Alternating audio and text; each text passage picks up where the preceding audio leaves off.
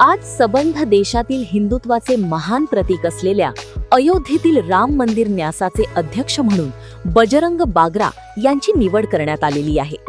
या नवीन नियुक्तीमुळे जगभरातील रामभक्तांच्या श्रद्धेला पुन्हा उजाळा मिळेल अशी अपेक्षा आपण केली पाहिजे। रामभक्तांनी या मंदिरासाठी भरभरून दान दिले। या दानाला अन्य कोणतेही उपमान देता येणार नाही। भक्तांच्या श्रद्धेला पात्र होण्यासाठी आपले सर्वस्व झोकून द्यावे लागते। या मंदिराच्या निर्माणाची कथा हिंदू हृदयांच्या मनातली आहे। 500 वर्षांपूर्वी बाबराच्या नावाने इथे मशीद बांधण्यात आली होती। त्या मशिदीच्या उच्चाटनानंतर 1992 पासून भारतातील जनतेला या मंदिराचे आकर्षण होते। रामलल्लांचे दर्शन व्हावे म्हणून तत्कालीन पंतप्रधान राजीव गांधी यांनी मंदिराचे द्वार खुले केले होते। पण नवे मंदिर बांधण्यात अडथळे येत होते। तरीही रामभक्तांच्या श्रद्धेत मुळीच कमतरता नव्हती। त्यामुळेच भव्य दिव्य मंदिराच्या उभारणीसाठी लोकांनी दिलेल्या आणि सोन्यात मढविलेल्या रामचरित मानसाच्या पेटीची किंमत 5 कोटी होती। मुंबईच्या व्यापाऱ्यांनी अनमोल हिरे दिले, तर सुरतच्या व्यापाऱ्यांनीही अति महागड्या वस्तू सहज अर्पण केल्या। राम मंदिरासाठी जो पैसा जमा झाला होता त्या पैशांच्या व्याजावरच मंदिराचे निर्माण झालेले आहे असे सांगतात।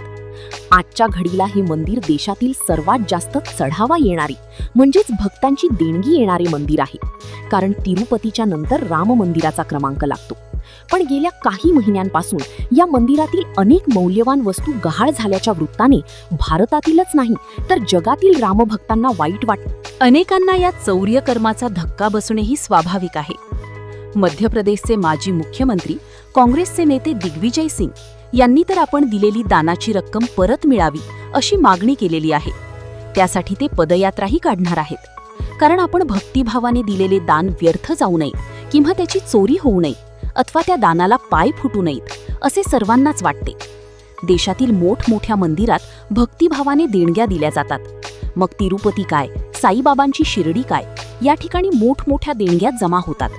पण मंदिराच्या व्यवस्थापनात पारदर्शकता नसेल तर मोठमोठ्या मंदिरांची जी बदनामी होते त्यामुळे भक्तांना किती दुःख होते याची कल्पनाच केलेली बरी। या बाबतीत सर्वाधिक आदर्श मंदिर म्हटले तर शेगावच्या संत गजानन महाराज मंदिराचे नाव घ्यावे लागेल।